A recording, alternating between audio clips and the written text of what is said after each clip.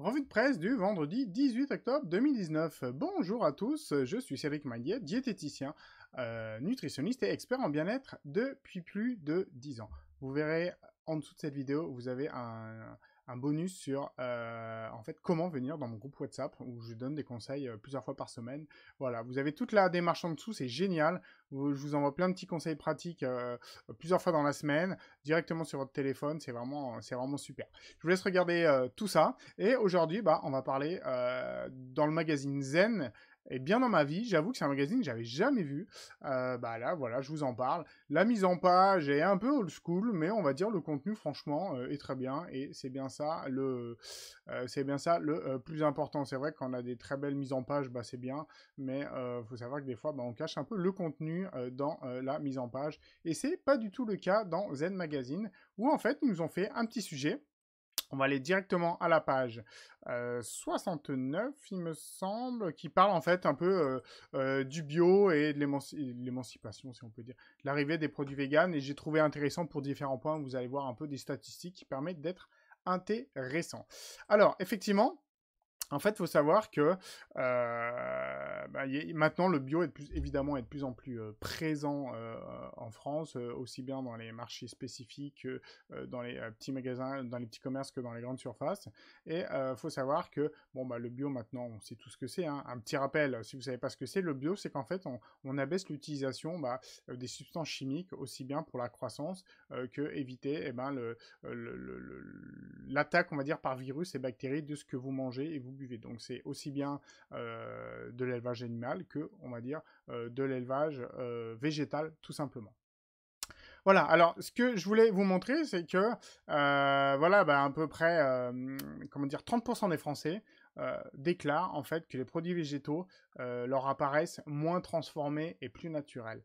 Alors ça, faites très très attention, hein, c'est très bien qu'il y ait évidemment plus de gens qui mangent plus de végétaux, parce que pour rappel, en fait, 15% de l'émission de CO2 dans le monde est faite par rapport à l'agriculture, quelle qu'elle soit. On est bien devant les avions et les voitures, notamment les émissions et les transports. D'accord? Donc il faut savoir que l'impact qu'on a de manger est hyper important. C'est pour ça que si vous avez un geste vraiment à faire pour abaisser énormément votre émission de CO2, c'est manger vraiment moins de viande. D'accord? La fabrication de viande est énormément énergivore. Mangez moins de viande par semaine et vous verrez que vous pourrez acheter des viandes de meilleure qualité, vous ferez plus plaisir et vous avez un impact mais carrément direct sur l'écologie. Donc je vous conseille vraiment de faire cette démarche, d'autant plus que après on rentre un peu dans une démarche qui est assez intéressante sur la qualité de ce qu'on mange et essayer de vraiment ressentir ce qu'on mange. Je vous dis ça parce que c'est vrai que je me permets de lire, hein, c'est Claude Lévi-Strauss. Il disait c'était très bien, pour qu'un aliment soit ingéré, il ne suffit pas qu'il soit bon à manger, il faut aussi qu'il soit bon à penser, c'est-à-dire avoir des convictions dans ce qu'on mange. Ça emmène quelque chose en plus. Donc voilà pour cette petite citation. Alors clairement, le début du magazine, oui, les photos sont sont assez simples. Enfin bref, elles parlent d'elles-mêmes. Donc vous avez un guide très très bien fait, très pratique. Il n'y a rien de bien nouveau, mais toujours les bases très intéressantes sur la nutrition, tout simplement. Vous voyez comment bien manger, les graisses, les glucides, les micronutriments. On a vraiment tout ce qu'ils font. Donc ça fait un petit rappel qui est très intéressant. C'est clair, net et précis. On va dire, il n'y a pas de chichi. On va dire, je suis plutôt fan. Dans cette troisième partie, voilà, il parle également des bienfaits d'une bonne alimentation. Donc, bien évidemment, je parle souvent de l'alimentation qui est fonctionnelle. Ils en parlent un peu ici, bien évidemment, quand on mange. Quand on mange, il y a une action sur votre corps. D'accord? Ça veut dire que si vous mangez mal, vous aurez des maladies, point barre. Si vous mangez bien, vous n'en avez pas. D'accord? L'alimentation n'est pas un impact direct sur votre corps, mais on l'a vu aussi sur tout simplement la planète aussi.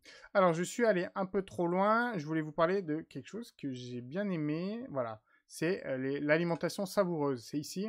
En fait, on parle maintenant qu'il faut essayer de partir sur les aliments qui soient sains simples et pas trop cuisinés en fait. C'est pour ça que même cette année, des grands chefs, depuis quelques années, des grands chefs étoilés utilisent vraiment des assiettes carrément même véganes dans leur menu pour vraiment revaloriser les légumes qui ont une part importante, qui devrait avoir une part plus importante, aussi bien pour votre corps qui est bénéfique que également dans la, on va dire dans la nature. Élever, faire pousser évidemment des légumes, c'est bien moins polluant que faire de la viande. Alors ce que je voulais dire, j'en reviens, c'est que malheureusement maintenant en fait on a des aliments qui sont sursavorisés. Je pense que vous avez très bien compris ce que vous avez dit, ce que ça veut dire, pardon. C'est tout simplement, en fait les aliments que vous achetez plutôt malheureusement de piètre qualité. Pour dire clairement les choses, ils sont tellement mauvais qu'on est obligé de rajouter des saveurs, donc du sel, pas forcément des épices, mais du sel, du sucre, du gras de mauvaise qualité qui augmente ce qu'on appelle l'appétence, et puis plein d'additifs chimiques pour qu'on puisse manger ça.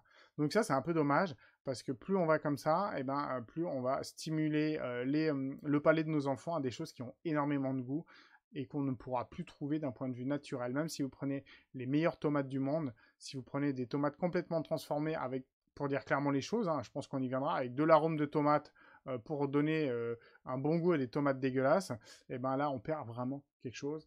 Donc c'est pour ça qu'il faut reprendre la main là-dessus, en prenant des aliments qui soient vraiment de très bonne qualité et vraiment ne pas trop les cuisiner pour que le goût soit encore là, ou amener juste du sel, du poivre, des épices, un peu de sauce éventuellement, mais arrêtez de prendre des aliments où tout est déjà inclus. C'est vous qui rajoutez les saveurs qui vous font plaisir. Voilà, je crois que ce terme était un peu intéressant. On va aller à la page d'après. Bon, évidemment, il parle notamment du vegan. Alors, moi, je suis pas vegan. On va dire, j'ai une tendance à vraiment énormément limiter ma consommation de viande, de poisson et notamment d'œufs. Quoique l'œuf, j'en garde un peu. Mais ce que je voulais vous dire là-dedans, c'est aussi la démarche. C'est-à-dire, c'est vrai que maintenant, moi, j'achète plus d'aliments en cuir notamment. J'essaie, dès que j'achète quelque chose, de me poser la question, est-ce que il existe une alternative végétale, d'accord, pour essayer vraiment de baisser mon impact sur la planète. Donc, c'est tout ce que je regarde.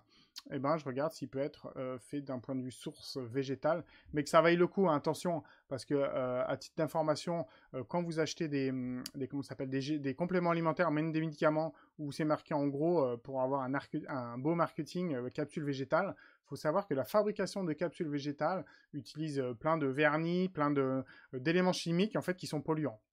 Donc vraiment très attention. Moi je suis vraiment pour le végétal quand ça a vraiment un intérêt, et un intérêt vraiment très très bénéfique. Si c'est prendre du végétal alors que ça pollue 10 fois plus, l'intérêt est quand même minime. Le but en fait c'est vraiment de développer un peu son bon sens, et de toute façon de manière globale, dès que sur un produit que vous achetez et vous avez une pub, on va dire un argument qui est marqué en gros, la plupart du temps, il faut regarder un peu derrière, parce que souvent, il y a quelque chose qui est pas très très clean, ou c'est un peu, comme on dit, survendu. Voilà, donc, dans ce magazine, en fait, il parle vraiment d'un guide très bien fait, et un peu, on va dire, de la tendance un peu vegan, et pourquoi, en gros, ça peut un peu sauver le monde, notamment par rapport à l'émission des émissions de CO2. Voilà, c'est un magazine, je pense que vous trouvez peut-être pas partout, mais franchement, j'en ai jamais parlé, j'ai lu, je vous redis un peu, je félicite vraiment ce magazine, parce que ce qu'ils disent, c'est clair, net, précis, et c'est très clair, très compréhensible. Et vous voyez que les thèmes sont assez intéressants. Sport zen, psychodéco, l'écran de vos enfants, ça j'en ai pas parlé, mais c'est vraiment un thème d'actualité qui est hyper important. Voilà, j'espère que cette revue de presse vous a plu. Dans celle-là, j'ai mis mon visage pour changer. Si ça vous a plu ou pas, dites-le moi ou pas, si vous voulez voir si vous voulez voir ma tronche ou pas. Voilà, donc pour rappel, toutes les informations sont en dessous. Si vous voulez vous abonner à ma liste de diffusion WhatsApp, si vous voulez télécharger mon e-book ou prendre rendez-vous avec moi, c'est marqué en dessous de cette vidéo. Je vous souhaite à tous de très belles vacances, si vous en avez, ou sinon un très beau week-end déjà. Merci, au revoir.